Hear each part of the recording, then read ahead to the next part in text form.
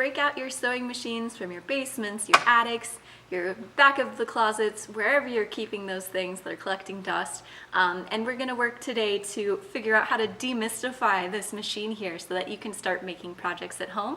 My name is Christina, I'm the Linden Branch librarian, and I'm gonna explain to you how to use a sewing machine.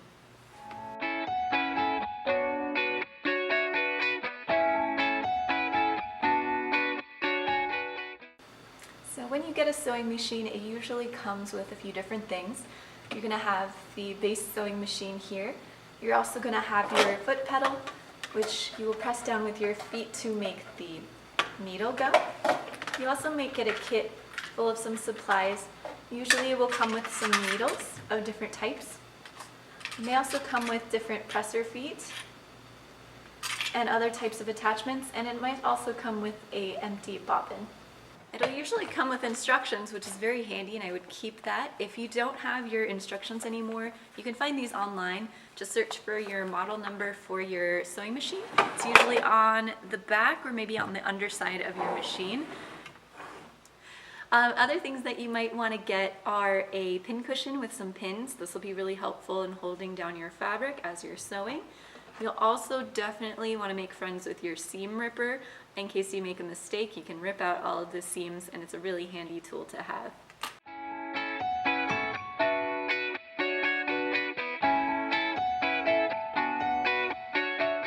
So this is what your sewing machine looks like from the front usually. You might have a different model than I do. This one's a little bit old, probably from the 90s. But for the most part, the parts that are involved are the same. They just pretty much change the exterior and adding some details. Some people have digital ones, some people don't. The first thing right here on the right side is your hand crank. So you can actually by hand turn this, and if you see in the distance, your needle is going up and down. So this is going to happen automatically, but you also have the option to turn it with your hand. On the back we have our power switch. This will turn the light on and off and also allow our machine to work automatically if we press down on our foot pedal here, and that will allow the needle to go up and down without us manually turning the hand crank. We also have our power connection here. Moving on from right to left, we have our stitch length dial. It's going to tell the machine how long and far apart you want your stitches to be.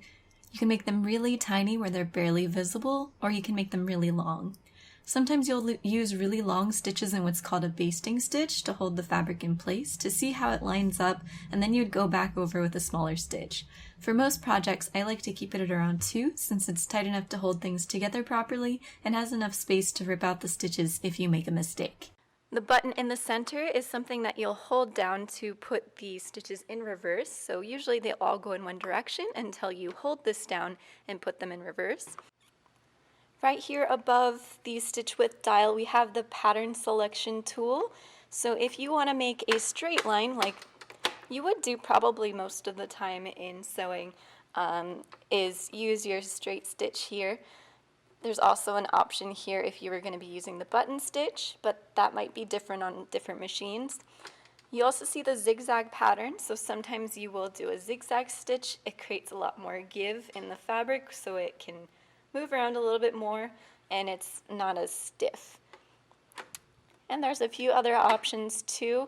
It just all depends on what your pattern calls for or what your project calls for, but the easiest thing to start with is the straight stitch, this first one. Right next to it is our needle position. So for the most part, you want to put your needle position in the middle. If you want to get up really close to the edge of something, you can move it to one side or another side. Right next to our needle position is our stitch width tool here.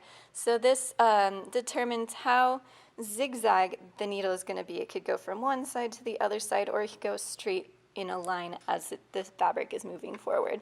So this first one is just to have a straight line, but if you are doing a zigzag stitch, you can tell it to go either really small or really wide. This piece is going to be your tension dial. It's going to determine how loose or tight your thread is going to be as it goes through the machine, 0 being loose and 9 being very tight. Most of the time your manual should determine which tensions are appropriate for different types of fabrics, but you can also run a test strip of fabric through the machine. You'll know if it's too loose, if you end up with big loops coming through the other side of your stitches, and if it's too tight, your fabric will bunch together very tightly and it won't lay flat. Here in the needle area, we have the needle plate. It's the part that goes directly underneath the needle as you're sewing. If you notice it has little notches, these can be used as a guide for how deep you want your seam to be from the edge of the fabric.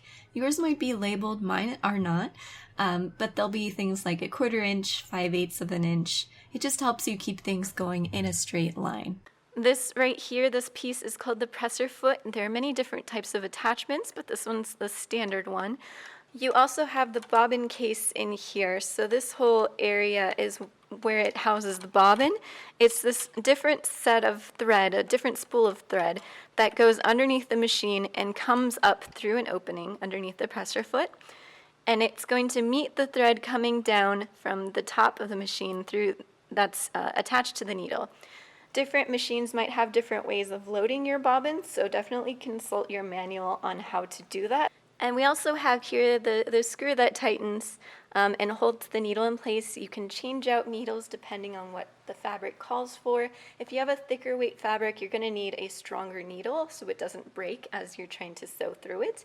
If you have a very lightweight fabric, you'll need a smaller needle. So this is what the top of your machine might look like. You'll definitely always have a spot for your spool of thread and this little cap here that will hold it in place so that it doesn't move around as it's spinning on the spool there. You'll also have the different parts that the string has to go through to maintain the right tension throughout the machine. You'll also notice that there's this other little section here. This is where you're going to thread the bobbin. So if you have an empty bobbin and you want it to be used in your bobbin case down there, you'll have to fill it first with some thread.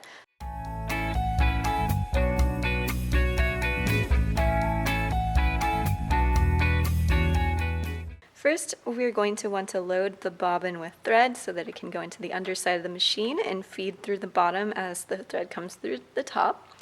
So we have an empty one here.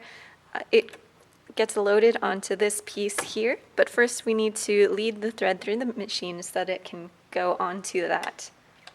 So we're going to start with this off.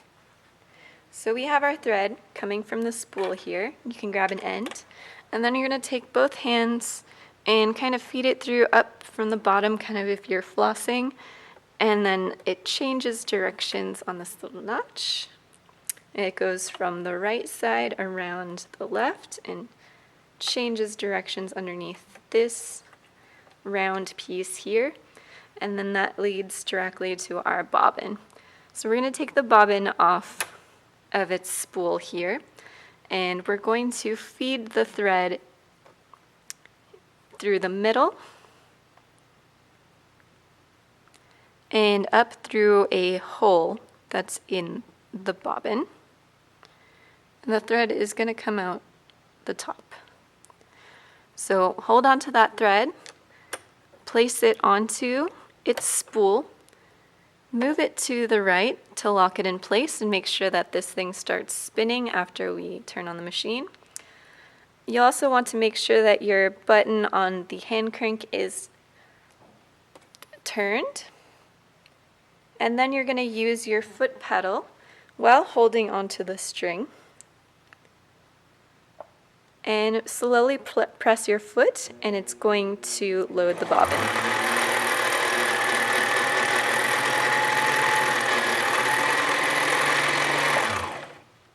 As you can see, it filled up with thread. We have a little bit extra sticking out here. Once you have quite a bit of thread around the bobbin, you can cut this off and it won't come loose.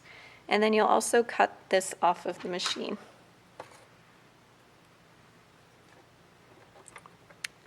And you're ready to load the bobbin into the machine. Right here is the bobbin case. Sometimes machines will have them as a separate piece that comes out of the machine, but this one is attached. We're going to load the bobbin into this case here, and we want the thread to feed in a clockwise direction. So I'm placing it in here, and we have a notch down in this corner. I'm going to line up the thread with that notch, slide it all the way to the end, and another little notch on the other side. We'll change directions, and we'll pull it all the way to the right side, the topmost right corner, and then slide our case closed here. Next, we load the thread from the top.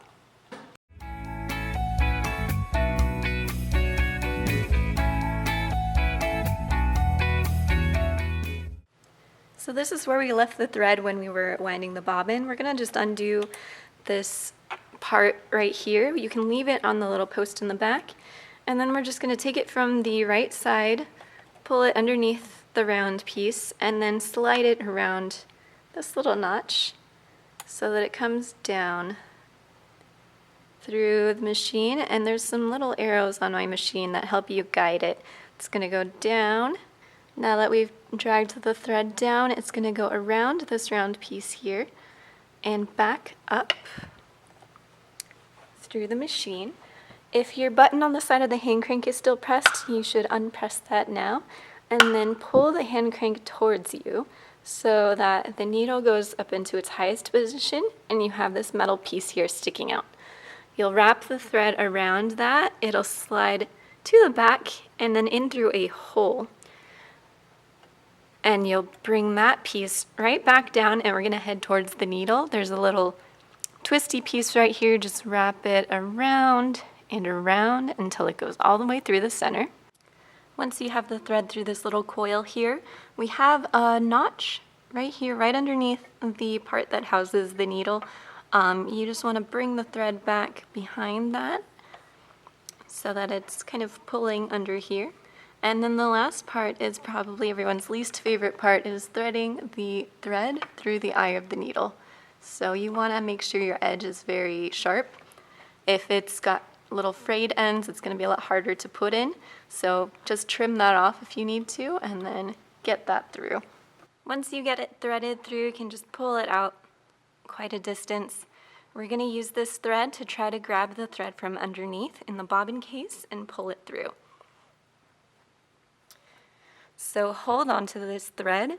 You're going to pull the hand crank towards you, and the needle is going to descend into the area where the bobbin case is. Keep holding tight to your thread as it pulls up, and it should feel some tension, like it's tugging something up, and a little loop will appear. You can just go ahead and you can get maybe a pin and try to get that, or just use your hand, and then pull it up through. So now we have the bobbin thread coming up through the bottom underneath the presser foot. And you can pull that back, pull your thread from the machine on the top back, and you're ready to start sewing. Stay tuned for part 2 of our Sewing Basics class. This first one is just to get you acquainted with your sewing machine. It's half the battle. A lot of times issues that come up are related to the machine not being threaded properly. So practice that, and then we'll come back to Sewing Basics Part 2 very soon. Follow us on social media at SSJCPL. That's the Stockton-San Joaquin County Public Library System. You can also look at our website. We have lots of resources available, ebooks, audiobooks, all kinds of great stuff. Stay tuned, and we'll have Part 2 available very soon.